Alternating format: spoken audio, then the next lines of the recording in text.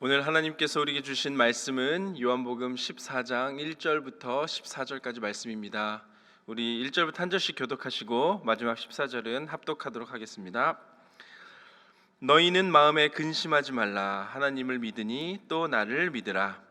내 아버지 집에 거할 곳이 많도다. 그렇지 않으면 너희에게 일렀으리라. 내가 너희를 위하여 거처를 예비하러 가노니 가서 너희를 위하여 거처를 예비하면 내가 다시 와서 너희를 내게로 영접하여 나 있는 곳에 너희도 있게 하리라. 내가 어디로 가는지 그 길을 너희가 아느니라. 도마가 이르되 주여 주께서 어디로 가시는지 우리가 알지 못하거늘 그 길을 어찌 알겠사옵나이까. 예수께서 이르시되 내가 곧 길이요 진리요 생명이니 나로 말미암지 않고는 아버지께로 올 자가 없느니라. 너희가 나를 알았더라면 내 아버지도 알았으리로다. 이제부터는 너희가 그를 알았고 또 보았느니라. 빌립이 이르되 주여 아버지를 우리에게 보여 주옵소서. 그리하면 족하겠나이다. 예수께서 이르시되 빌립아 내가 이렇게 오래 너희와 함께 있으되 내가 나를 알지 못하느냐. 나를 본 자는 아버지를 보았거늘 어찌하여 아버지를 보이라 하느냐. 내가 아버지 안에 거하고 아버지는 내 안에 계신 것을 내가 믿지 아니하느냐. 내가 너희에게 이르는 말은 스스로 하는 것이 아니라 아버지께서 내 안에 계셔서 그의 일을 하시는 것이라. 내가 아버지 안에 거하고 아버지께서 내 안에 계심을 믿으라. 그렇지 못하겠거든 행하는 그 일로 말미암아 나를 믿으라. 진실로 진실로 너희에게 이르노니 나를 믿는 자는 내가 하는 일을 그도 할 것이요 또한 그보다 큰 일도 하리니 이는 내가 아버지께로 감이라. 너희가 내 이름으로 무엇을 구하든지 내가 행하리니 이는 아버지로 하여금 아들로 말미암아 영광을 받으시게 하려 함이라. 함께 읽겠습니다. 내 이름으로 무엇이든지 내게 구하면 내가 행하리라. 아멘. 하나님의 말씀입니다. 예수님께서는 지금까지 마가의 다락방에서 제자들과 함께 최후의 만찬을 하시며 또 제자들의 발을 한 사람 한 사람 빠짐없이 씻겨주시고 그들을 사랑하시되 끝까지 사랑하시는 모습을 보여주셨습니다. 동시에 이제 가룟 유다에게 내가 할 일을 행하라 하고 말씀하셨습니다. 이제 가룟 유다가 떠난 후에 예수님께서는 이제 본격적으로 제자들을 가르치십니다. 제자들은 예수님을 통해 참 지식과 하나님의 능력을 전수받습니다. 가장 중요한 진리는 예수님을 아는 것이 하나님을 아는 것이고 또 예수를 따르는 것이 하나님의 길로 행한다는 사실입니다. 어제까지 말씀인 13장 전체를 한마디로 보면 예수님께서는 이제 제자들을 떠나셔서 십자가로 향하시는 예수님의 첫 가르침 새 계명 서로 사랑하라 였습니다. 그리고 계속해서 제자들에게 주시는 두 번째 가르침이 오늘 본문입니다. 이 가르침의 결론부터 말씀드리면 근심하지 말고 예수의 이름으로 구하라입니다. 먼저 본문의 1절을 제가 읽어드리겠습니다. 너희는 마음에 근심하지 말라. 하나님을 믿으니 또 나를 믿으라. 예수님께서 마음에 근심하지 말라 말씀해 주셨습니다. 말씀을 묵상하니 이 말씀이 너무나 큰 은혜가 되고 우리에게 힘이 되는 하나님의 뜻이고 예수님의 음성입니다. 사실 이 말씀을 더 깊이 묵상하기 위해서는 한 장 앞장인 13장 1절을 보면서 묵상해야 합니다. 그러면 지금 이 말씀을 어떤 때 어느 상황에 그리고 누구에게 하신 말씀인지를 알게 되고 더 큰 은혜를 주십니다. 요한복음 13장 1절에 이렇게 기록합니다. 유월절 전에 예수께서 자기가 세상을 떠나 아버지께로 돌아가실 때가 이르신 줄 아시고 세상에 있는 자기 사람들을 사랑하시되 끝까지 사랑하시니라. 그러니까 요한복음 13장 1절과 오늘 본문 14장 1절을 종합해 보면 근심하지 말라 말씀하신 것은 예수님께서 이제 세상을 떠나 아버지께로 돌아가실 때가 이르신 줄 아시고 곧 십자가를 이제 앞에 두시고 모든 사역을 마무리하실 것을 준비하시며 남겨질 제자들을 향해 다시 말해 곧 떠나실 예수님이 남겨질 제자들에게 주시는 당부와 격려와 권면의 말씀입니다. 여러분, 예수님의 이 말씀, 근심하지 말라, 이 말씀이 우리의 삶에 늘 함께하기를 축복합니다. 그리고 근심하지 않겠습니다가 나의 고백이 되길 원합니다. 오늘 새벽에는 예수님의 이 가르침, 마지막 가르침을 들으며 우리가 알아야 할 삶의 진리를 한 가지씩 발견해 보고자 합니다. 첫 번째, 우리가 알아야 할 진리는 근심과 걱정을 하지 말아야 합니다. 여러분, 우리가 걱정하지 않아도 되는 이유는 바로 우리의 믿음의 대상 때문입니다. 우리 다시 한번 1절 말씀을 같이 읽어보면 좋겠습니다. 너희는 마음에 근심하지 말라. 하나님을 믿으니 또 나를 믿으라. 아멘. 예수님께서는 이제 떠나시기 직전에 큰 시험에 남겨질 제자들이 모든 것을 잘 이겨내기를 원하신 것 같습니다. 여러분, 우리가 살아가다 보면 많은 겪는 시험들이 있는데 육신의 시험보다 더 어렵고 힘들고 이겨내기 어려운 것이 바로 마음의 어려움입니다. 그런데 이 땅 가운데 살아가는 우리는 어쩔 수 없이 마음의 근심과 걱정이 가득할 수밖에 없고 또 그 근심과 걱정 앞에서 이겨낼 능력이 없는 것이 우리의 모습입니다. 마치 양과 같이 홀로 살아가기 때문에 목자가 필요한 것입니다. 우리의 마음을 붙잡아 주시고 인도하시는 분이 필요합니다. 그분이 바로 우리의 주님 되십니다. 제가 아빠가 된 지 벌써 12년 차가 되었습니다. 그런데 아빠로서 이전까지 몰랐던 많은 것들을 경험하고 느끼게 됩니다. 예를 들어 아이들을 데리고 놀이공원에 가게 되면 저 혼자 걱정이 많습니다. 많은 사람들 속에서 우리 딸들이 안전하고 즐겁게 놀 수 있게 어떻게 시간을 보낼 수 있을까 고민하게 됩니다. 모든 부모님들이 그렇듯 제 시선은 그 많은 인파 속에 아이가 다치지 않을까 그 아이를 주시합니다. 그리고 머리로는 아이들이 기대하는 것에 만족하고 어떻게 다음 스텝을 준비해야 더 아이들이 즐거워할 수 있을까를 계속 고민하고 있습니다. 그런데 저희 딸들은 아무 근심 걱정 없이 그냥 마냥 신나기만 합니다. 왜냐하면 그 옆에 아빠 엄마가 있기 때문입니다. 엄마 아빠가 모든 것을 준비해주고 인도해주기 때문에 그렇습니다. 그리고 좀 더 생각해보니 저도 어렸을 때는 아버지 어머니 옆에 있으면 아무 근심 걱정 없이 마냥 행복했던 것 같았습니다. 마찬가지입니다. 우리가 살아가면서 근심 걱정 없을 수 있는 것은 마음에 근심 없이 신나게 믿음 생활할 수 있는 이유는 나를 인도하시는 분이 예수님이시기 때문입니다. 방금 우리가 함께 부른 찬송 384장 이런 가사가 있었습니다.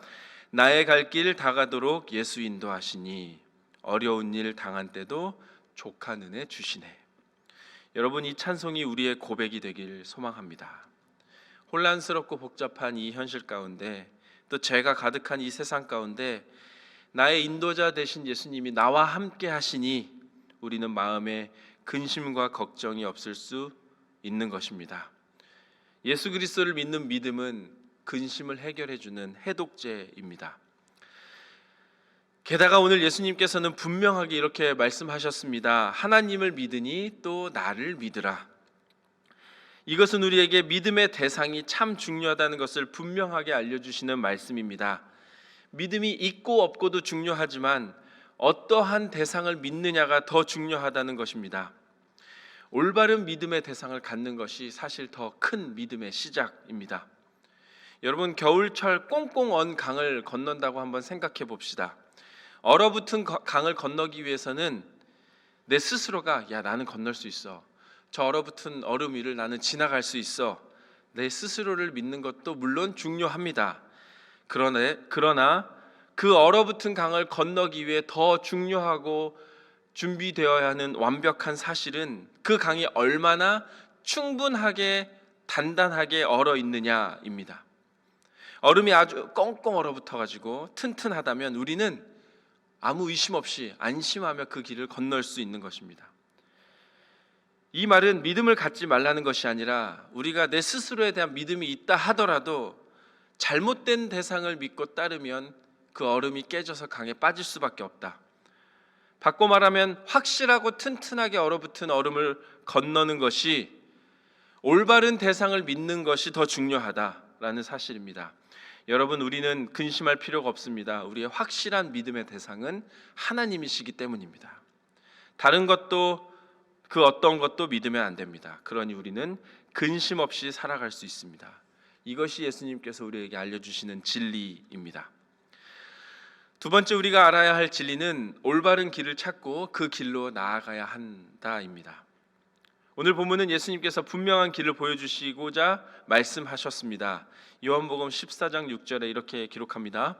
예수께서 이르시되 내가 곧 길이요 진리요 생명이니 나로 말미암지 않고는 아버지께로 올 자가 없느니라. 예수님만이 아버지께로 갈 수 있는 길이며 예수님을 알면 아버지 하나님을 알고 보는 것이라고 하셨습니다. 오늘 본문에서 읽어보다 보면 도마는 예수님이 말씀하시는 그 길이 이 땅의 것이라 착각하여 알지 못한다고 말하고 우리가 그 길을 어떻게 알겠냐고 되묻습니다. 이에 예수님께서는 아버지의 집에 도달하는 확실한 방법을 알려주시는데 그것이 바로 예수님이 그 길 자체라는 사실입니다. 방황하는 우리로 예수님께서 하나님께 향할 수 있도록 길이 되어 주셨습니다. 사실 지금껏 유대인들은 하나님을 섬기기 위해 성전에 가서 제사도 드리고 그 많은 율법들을 연구하고 율법에 기록된 세세한 항목들을 철저히 지키려고 노력해 왔습니다. 또한 그 이후에도 많은 사람들이 하나님이라는 목적지를 설정은 하지만 그 설정한 후에 자기 나름대로의 길을 찾아 각자가 좋은 대로 그곳에 이르려고 했습니다. 그래서 그 누구도 이르지 못하고 다다르지 못한 그곳, 올바른 길을 찾지 못해 방황하는 이들에게 예수님께서는 스스로 길이 되어 주셨습니다. 여러분, 우리도 길을 찾아 나아가야 합니다. 그런데 때로는 나의 선행과 나의 능력과 때로는 나의 힘, 세상의 지위나 부여로 그 길을 찾으려고 노력할 때가 많습니다. 그러나 여러분, 그것은 우리의 올바른 길이 아닙니다. 오늘 예수님께서는 분명하게 아버지를 믿고 아는 그 길에 대해서 선포하시는데 그것은 예수님을 알고 믿는 것, 그 외에는 다른 어떠한 방법으로도 하나님께 나아갈 수 없다는 것을 선포하셨습니다. 하나님 아버지께로 나아가는 유일한 통로, 예수님 안에서 우리는 하나님께 나아갈 수 있다는 그 사실을 믿으며 우리의 삶이 예수님을 향하기를 주님의 이름으로 축원합니다. 마지막으로 우리가 알아야 할 진리는 예수 이름에 능력이 있다는 사실입니다. 예수님께서 길에 대해서 설명하시자 이 길에 대해 들은 제자들은 또 의문이 생긴 것 같습니다. 이때 빌립이 이렇게 말합니다. 8절에 이렇게 기록합니다. 빌립이 이르되 주여 아버지를 우리에게 보여 주옵소서, 그리하면 족하겠나이다. 빌립은 예수님께서 길에 대해 말씀해 주시자 그 길 필요 없으니 지름길을 하나 알려주십시오 라고 말하는 것과 같습니다. 예수님을 따라 아버지께 가는 것이 아니라 지금 당장 아버지를 보여달라고 떼를 쓰는 것 같습니다. 그러나 여러분, 빌립이 간과한 게 있습니다. 예수님께서는 이미 그 지름길, 가장 빠르고 완벽한 길을 보여주셨다는 사실입니다. 이 제자들은 이미 아버지를 보고 경험한 사람들이었습니다. 자기들이 모를 뿐입니다. 간혹 사람들은 내가 보면 믿을 수 있어, 나에게 그것을 보여줘봐 라고 떼를 쓰곤 합니다. 그러나 하나님은 이 땅에 오신 예수님을 통하여 이미 알려주셨고 분명하게 보여주셨습니다. 수많은 표적들을 통하여 예수 그리스도가 하나님의 아들이심을 누누이 알려주셨습니다. 제자들이 그토록 오랫동안 예수님과 함께 있었으면서도 그 사실을 알지 못하고 예수님이 하나님의 아들이시고 온전한 길임을 깨닫지 못한 것은 죄로 인해 우리의 눈이 어두워진 결과입니다. 그래서 예수님께서는 9절에 다시 한번 이렇게 말씀하셨습니다. 우리 9절을 한번 같이 읽어보겠습니다. 예수께서 이르시되 빌립아, 내가 이렇게 오래 너희와 함께 있으되 내가 나를 알지 못하느냐? 나를 본 자는 아버지를 보았거늘 어찌하여 아버지를 보이라 하느냐? 그리고 여기에서 11절 말씀까지 보면 예수님께서는 지금껏 행하신 많은 일들을 통하여 믿으라 라고 말씀하십니다.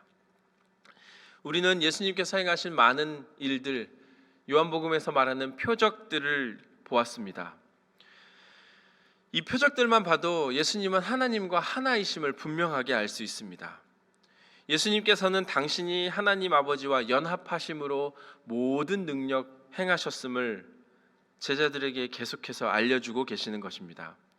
그러니 우리는 예수님을 믿어야 합니다. 하나님께 이르는 그 유일한 길인 예수님을 향해야 합니다.